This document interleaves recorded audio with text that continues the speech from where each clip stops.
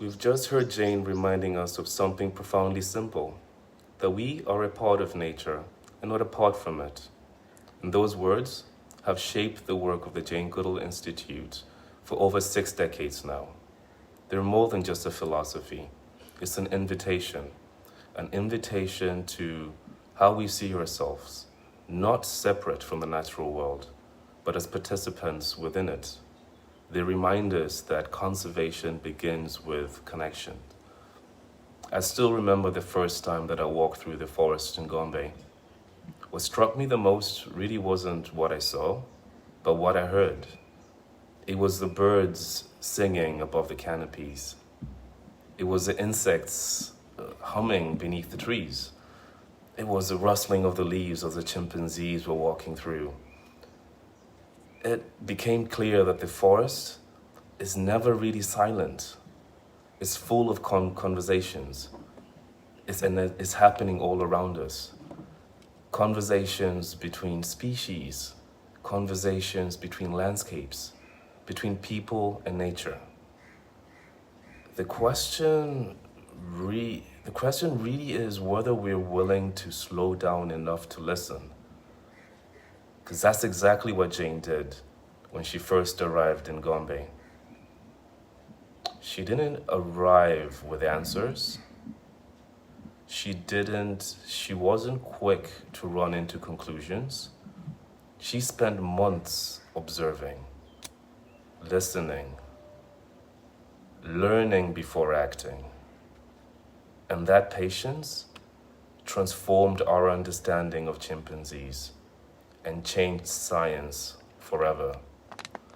But perhaps even more importantly than that is that it taught us the different approach towards conservation, one rooted in humility, curiosity, and respect.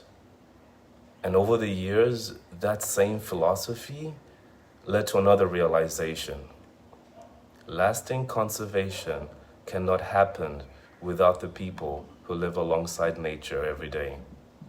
The people who know those forests didn't experience it through data and reports. They know when the rains arrive later than usual. They know where the wildlife moves. They recognize when something has changed. And that knowledge has been passed down and built over generations.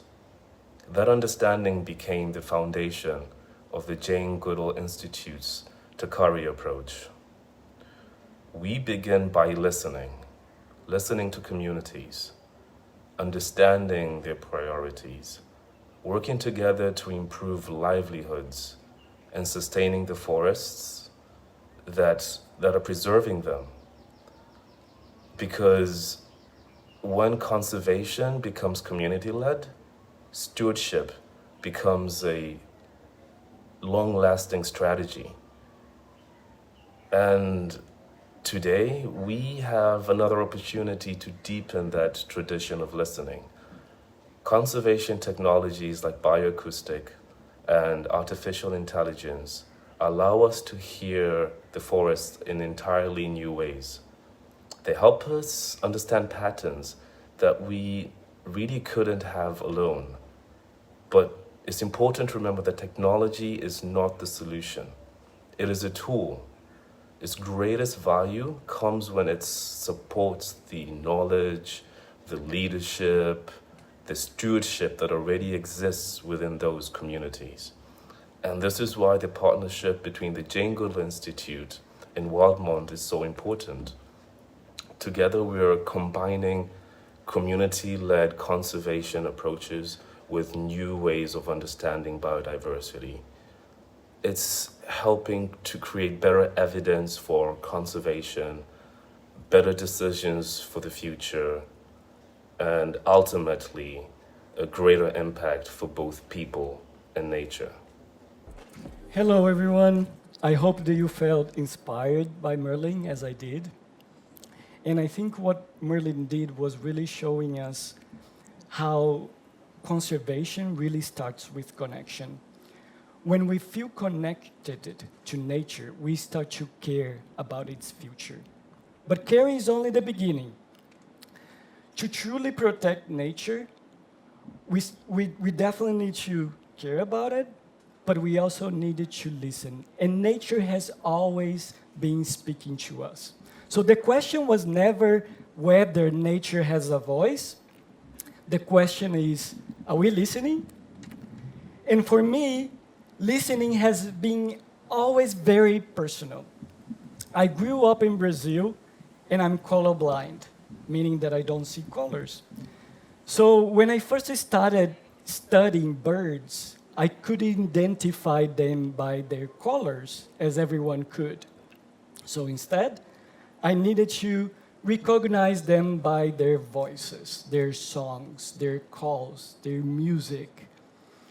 Over time, something changed. I no longer needed to see a bird in the forest to know it was there. I could close my eyes and I could hear an entire community around me. And that felt and still feels like I have a superpower.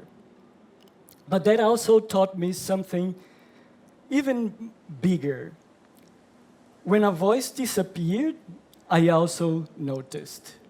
And unfortunately, in many of the places that I was working in Brazil, in degraded Atlantic forest, in the south part of Brazil, too many voices were missing. So that curiosity took me to the Amazon forest. I thought I was searching for pristine forest, untouched nature. Instead, I discovered something even more important.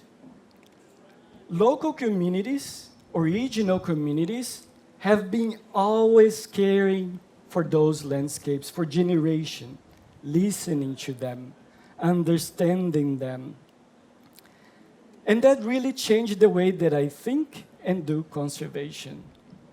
Because to protect nature, we really need to listen to those folks, those local communities on the ground. And today, science gives us another way to listen. And sometimes it can be as simple as this. A small recorder, acoustic recorder, that can fit in the palm of my hand. Or a camera trap. You guys have heard about camera traps. Simple tools, but with an amazing potential.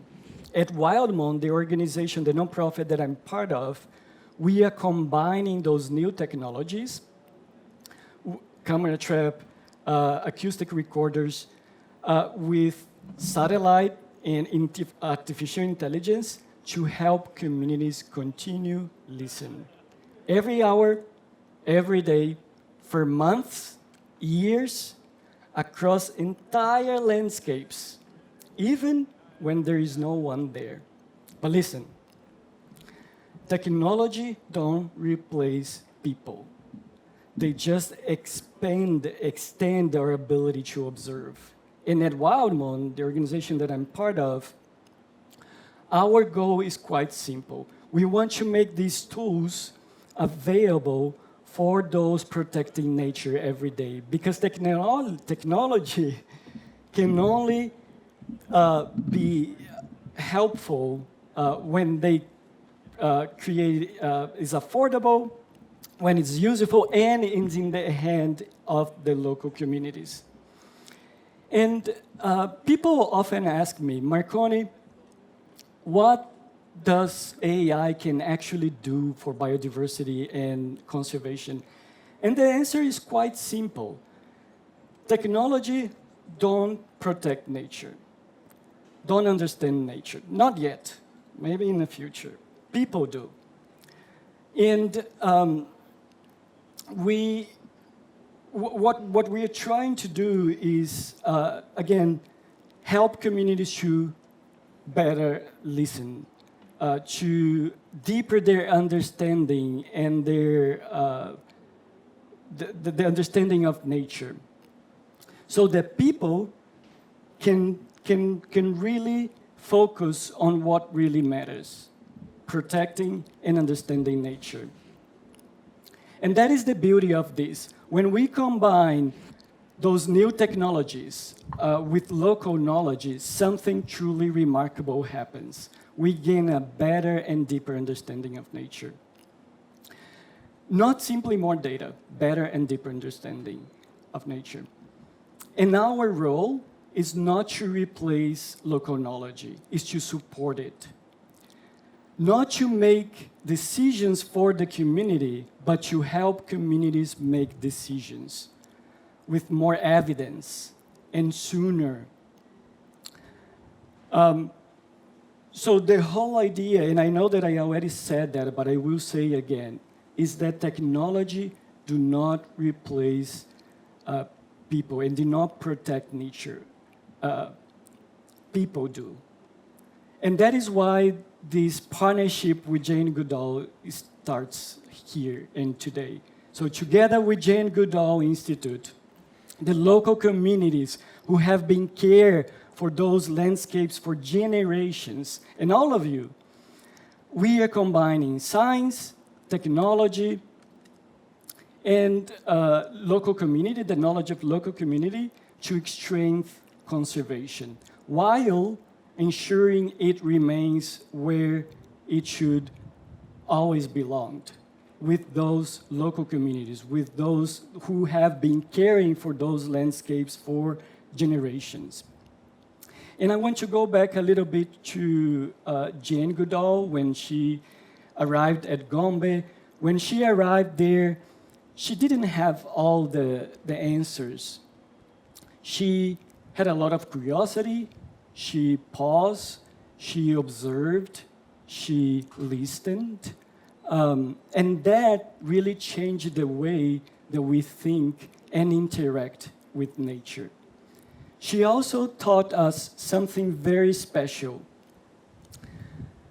Every person counts, and we are adjusting our future every day. We are building our future every day. We have the capacity to change our future. And that is what we are trying to do today. Our future really depends on our ability to support those local communities, to provide them accessible tools so they can keep caring about their own landscapes. And that is why Jane Goodall and WildMon are in this partnership, working very closely with communities on the ground, with the local communities, listening to them, understanding them, so that again we can have this holistic understanding of nature, and we can really make meaningful contribution to conservation. So I will invite you all to enjoy us in this journey, enjoying the journey of listening to the sounds, to listen to the communities, to listen to the local communities. And it's supposed to have like a QR code that I will ask you guys to take a look so that you could interact with nature and shape it up its future. So let's see if we can get the QR code, but that is, thank you so much.